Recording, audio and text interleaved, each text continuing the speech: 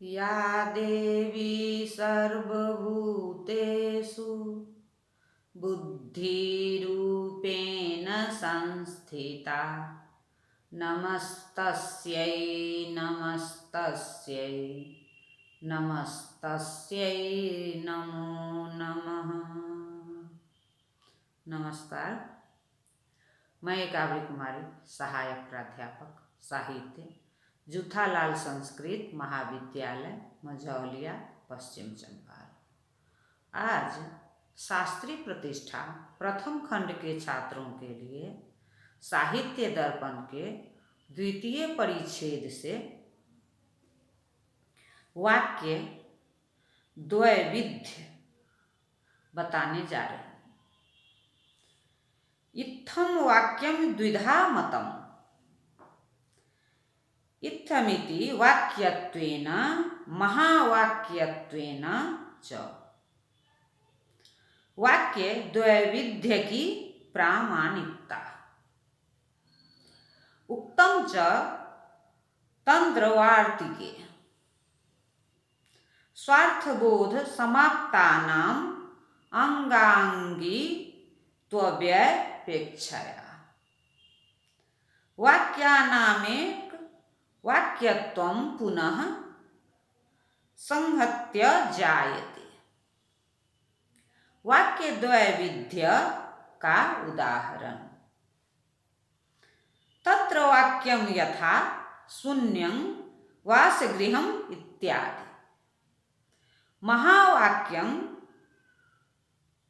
यथा रामायण महाभारत रघुवंशादि।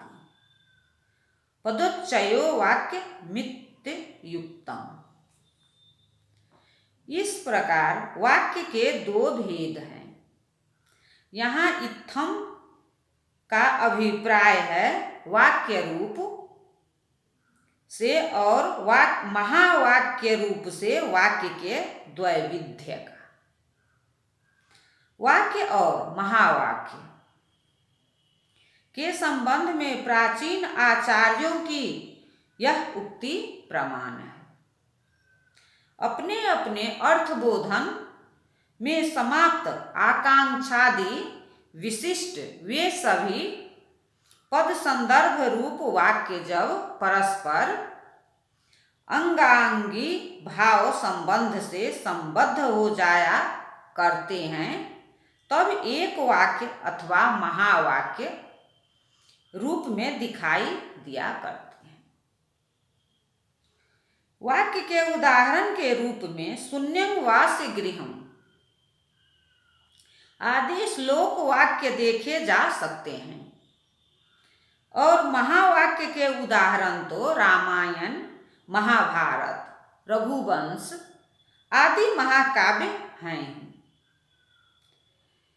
रसात्मक वाक्य को काव्य मानने वाले काव्याचार्य के लिए मीमांसक के एक वाक्यत्व सिद्धांत का ध्यान रखना स्वाभाविक ही है। एक वाक्यता का मीमांसा सिद्धांत मात्र ब्राह्मणात्मक शब्द राशि रूप वेद में धर्म रूप परमार्थ तत्व की सिद्धि के लिए परिवर्तित हुआ था। कविराज विश्वनाथ ने काव्य रूप शब्दार्थ राशि में एक वाक्यता का इसीलिए संकेत कर दिया है जिसमें रस रूप काव्यार्थ तत्व की सिद्धि में संदेह न रह जाए। काव्य वाक्य की व महाकाव्य रूप महाकाव्य में एक वाक्यता की सत्ता एक प्रकार से ध्वनि दार्शनिक आचार्यों ने भी मान रखी है। आनंदवर्धनाचार्य की यह उक्ति रामायणे ही करुणो रसः स्वयमादि कविना सूचितः शोक श्लोकत्वमागतः इत्येवं वादिना निर्व्यूढश्च स एव सीतात्यन्तवियोग पर्यन्तमेव स्वप्तबन्धं परत्रयता महाभारते शास्त्र रूपे काव्य छाया न वैनी वृष्णि पांडव वीरसावसान वैमन स्य दायिनी समाप्ति पुरुषार्थ शांतो रश्च मुख्यतया विवक्षा विषयत्वेन सूचिता। वस्तुतः काव्य की एक वाक्यता का एक सूक्ष्म सूचना है, किंतु एक बात यहाँ अवश्य ध्यान देने की है और वह है कि आचार्य आनंदवर्धन ने जिस एक वाक्यता का यहाँ संकेत किया है वह काव्याचार्यों की मान्यता की एक वाक्यता है, किंतु विश्वनाथ कविराज ने जिस एक वाक्यता का प्रतिपादन किया है वह मीमांसाचार्यों की एक वाक्यता है। आनंदवर्धनाचार्य की दृष्टि तो रसों के अंगांगी भाव में महाकाव्यों की एक वाक्यता का दर्शन करती है, किंतु विश्वनाथ कविराज ने आकांक्षादियुक्त पदोच्चयों और वाक्योच्चयों के अंगांगी भाव में ही काव्य वाक्य और महाकाव्य रूप महाकाव्य को एक वाक्य मान लिया है। अनुवाद। पहले यह बताया जा चुका है कि पद संदर्भ वाक्य है, किंतु जिसका संदर्भ वाक्य है उसका अर्थात पद का स्वरूप क्या है इसका बताना आवश्यक है, इसीलिए पद का लक्षण किया जा रहा है।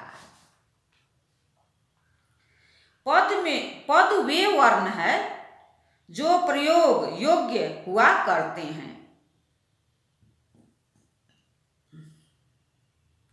और किसी एक अन्वित किसी दूसरे पद के अर्थ से जिसका संबंध न हो ऐसे अर्थ के बोधक हुआ करते हैं। उदाहरण के लिए घट मतलब घड़ा वह वर्ण समुदाय जो कि प्रयोग के योग्य हैं और एक अनन्वित अर्थ का अवबोधन है, पद है। यहाँ कारिका में वर्णों के प्रयोग योग्य कहने का अभिप्राय यह है कि प्रतिपादिक को प्रत्यय रहित प्रकृति मात्र को, जैसे कि घट एक वर्ण समुदाय को पद न मान लिया जाए। अनन्वित अर्थ के बोधक कहने का जो तात्पर्य है वह यह है कि वाक्य और महावाक्य को जो कि परस्पर अन्वित अर्थ के अवबोधक पद समुदाय हैं। पद न समझ लिया जाए और एक अर्थ के बोधक कहने का प्रयोग यह है कि परस्पर साकांक्ष पद समूह जो कि अनेक अर्थ के अवबोध कराने वाले हुआ करते हैं पद के रूप में न देख लिए जाएं, साथ ही साथ अर्थबोधक वर्णों को ही पदोपद कहा गया है। इस पद इसीलिए इसमें क च ट त प इत्यादि निरर्थक वर्ण पद की श्रेणी से बाहर गिने जाएं। यहाँ कारिका में वर्णाः एक बहुवचन का अभिप्राय अर्थात वर्ण बाहुल्य विवक्षित नहीं, क्योंकि प्रयोग योग्य किंवा एक अनन्वित अर्थ के बोधक एक या दो भी वर्ण पद हुआ करते हैं। यह पद विचार इस बात का प्रमाण है कि साहित्य दर्पणकार को शब्द दर्शन को शब्द दार्शनिकों का स्फोटवाद अभिप्रेत नहीं, जिसके अनुसार वर्णों को पद नहीं माना जाए करता, पद नहीं माना जाया करता, अपितु वर्ण और पद में व्यंग्य व्यंजक भाव की कल्पना की जाती है। साहित्य दर्पणकार की दृष्टि में पद का जो स्वरूप है वह मीमांसा दर्शनकारों का निर्धारित स्वरूप है। मीमांसक वर्ण समुदाय को वाचक मानते हैं, जैसा कि महामीमांसक कुमारिल स्वामी का कथन है। द्वय सत्यपि ते नात्र विज्ञेयोर्थस्य वाचकः वर्णाः किनु क्रमोपेताः किनु वर्णाश्रयः क्रमः।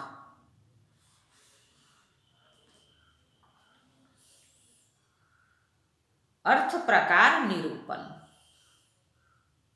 अर्थोवाच्यश्च लक्ष्यश्च व्यंग्यश्चेति त्रिधा मतः।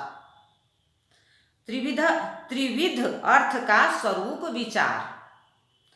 येषां स्वरूपमाह वाच्योर्थो अभिविदया बोध्यो लक्ष्यो लक्षणया मतः। व्यंगयो व्यंजन या ताः स्युस्तिस्त्रः शब्दस्य शक्तयः ता अभिधाद्याः क्रमः क्रमवता भंगमिति किं युक्ति साध्यता। धर्म मात्रमसौ तेषां न वस्त्वंतर मिष्यते। अर्थात स्फोट की कल्पना तो निरर्थक ही है। वर्ण समुदाय ही पद है। यहाँ कर्म विशिष्ट वर्ण वाचक है या वर्ण क्रम वाचक है।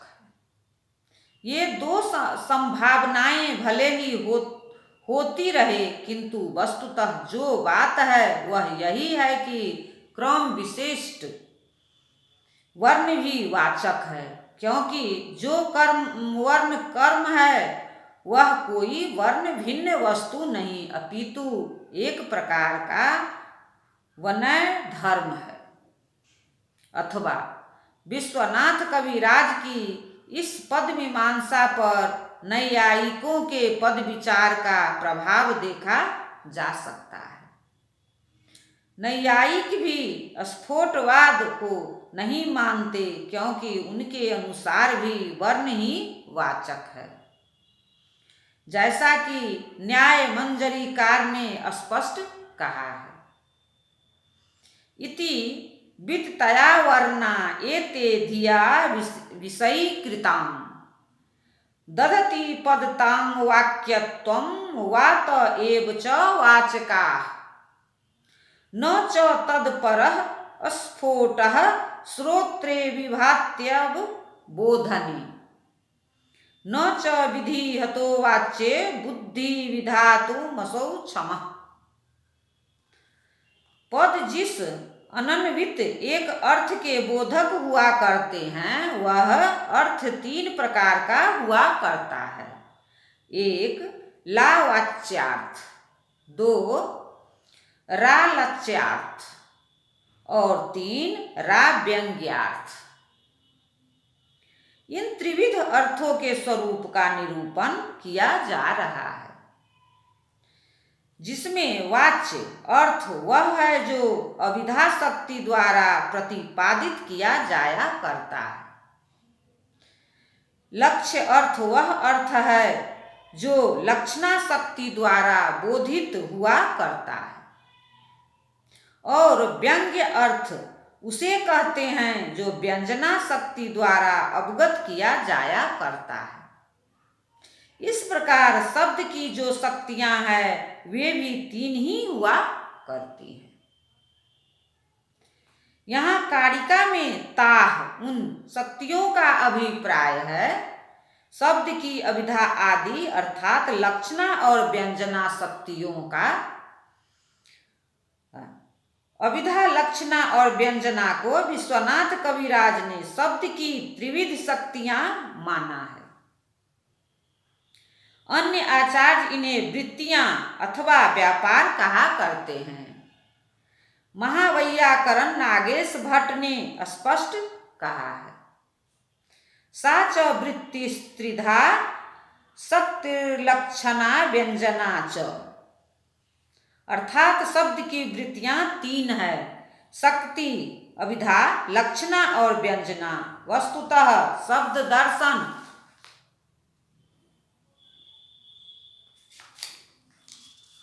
के आचार्य शक्ति को अभिधा वृत्ति कहा ही प्राय माना करते हैं, जैसा कि वैयाकरण सिद्धांत मंजूषाकार का कथन है, शक्तिस्त्रिधा रूढ़िर्योगो योग रूढ़िश्च। अर्थात शक्ति अथवा अभिधा त्रिविध हुआ करती है। रूढ़ि योग और योग रूढ़ि वृत्ति के लिए व्यापार शब्द का भी प्रयोग प्रचुर रूप से पाया जाता है। काव्य प्रकाशकार ने अभिधा व्यापार का प्रयोग किया है। समुख्यो अर्थ अस्तत्र मुख्यो व्यापारो स्याविधोच्यते। अभिधादि को वृत्ति अथवा व्यापार के बदले शक्ति कहने में विश्वनाथ कविराज का कुछ उद्देश्य विशेष है। मीमांसाचार्यों ने शब्द और अर्थ में नित्य अथवा स्वाभाविक वाच्यवाचक भाव रूप संबंध माना था और यह सिद्ध किया था कि पद में पदार्थ प्रतिपादन की स्वाभाविक शक्ति है। आचार्य आनंदवर्धन ने व्यंजना को पद पदार्थ की औपाधिक शक्ति कहा था। शक्ति को अतिरिक्त पदार्थ मानने वाले मीमांसक हैं।